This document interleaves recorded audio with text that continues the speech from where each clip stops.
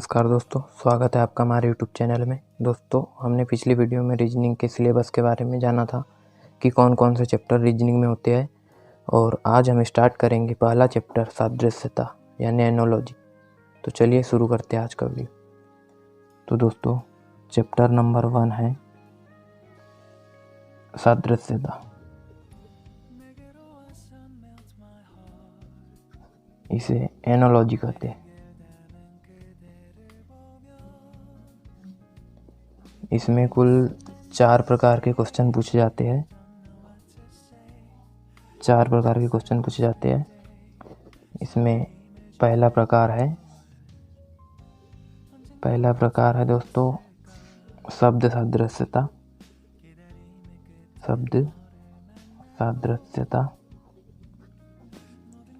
और दूसरा प्रकार है अक्षर सादृश्यता।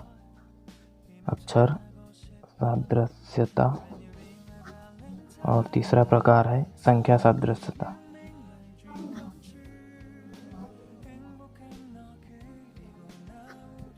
और चौथा है संख्या अक्षर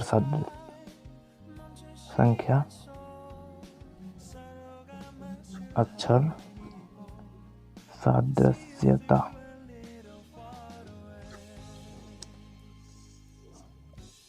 इसके बाद अपना पहला प्रकार चालू करेंगे, शब्द सादृश्यता।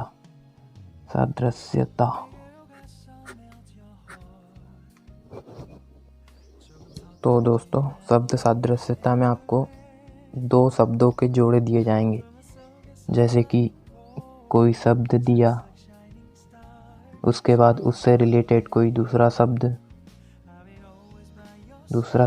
के बाद कोई एक शब्द दिया। उसके बाद आपसे यहाँ पे पूछा जाएगा इससे रिलेटेड, और ये इससे रिलेटेड होना चाहिए, और इसे देख के आपको पता लगाना है कि इसमें कौन सा ऑप्शन आएगा। जैसे कि यहाँ पे कोई देश का नाम दिया, यहाँ उसकी राजधानी दे दी, और यहाँ पे कोई दूसरे देश का नाम लिख दिया, और आपसे पूछा यहाँ पे क्या आएगा। तो आपको अंदाज़ा लगाना है कि पहले नंबर पे दिया गया शब्द कोई देश है, उसके बाद उसकी राजधानी दी है, और ये भी देश है, तो उसके बाद इस देश की राजधानी आएगी यहाँ। जो भी हो, इस प्रकार से आपको अंदाज़ा लगा के क्वेश्चन सॉल्व करना। तो आइए इसके कुछ उदाहरण देखते हैं। तो दोस्तों, एग्जाम्पल है अपना कि दिए गए विकल्पों में से संबंधित शब्द चुनिए। मतलब संबंधित चुनना है। तो यहाँ दिया है ऑस्ट्रेलिया, कैनबरा और नेपाल। इसके बाद अपने को पता लगाना है इसके बाद वाला नेक्स्ट शब्द कौन सा होगा। तो दोस्तों, जैसा कि ऑस्ट्रेलिया की राजधानी कैनबरा है, वैसे नेपाल की राजधानी क्या होंगी। तो नेपाल की राजधानी आती है दोस्तों काठमांडू। नेपाल की राजधानी जो है काठमांडू है।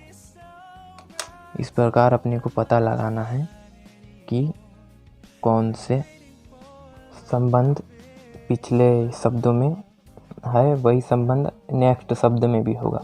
जैसे कि ऑस्ट्रेलिया और कैनबरा में जैसे कि ये देश है, ऑस्ट्रेलिया एक देश है, कैनबरा उसकी राजधानी है, वैसे नेपाल भी एक देश है। और उसके बाद यहाँ राजधानी दी है देश के पास, तो यहाँ पर भी राजधानी आना चाहिए। तो अपने को मालूम होना चाहिए कि नेपाल की राजधानी क्या है। इसके लिए आपको सभी देश और उसकी राजधानी याद करना होगा। तो दोस्तों, इस प्रकार के क्वेश्चन में आपसे किसी भी प्रकार का संबंध पूछ लिया जा सकता है। जैसे कि कोई देश का नाम दे दिया, उसकी राजधानी आपको याद होना चाहिए, या फिर देश, उसकी मुद्रा, या राज्य, राजधानी, या फिर शब्द और उसके समानार्थी शब्द, समानार्थी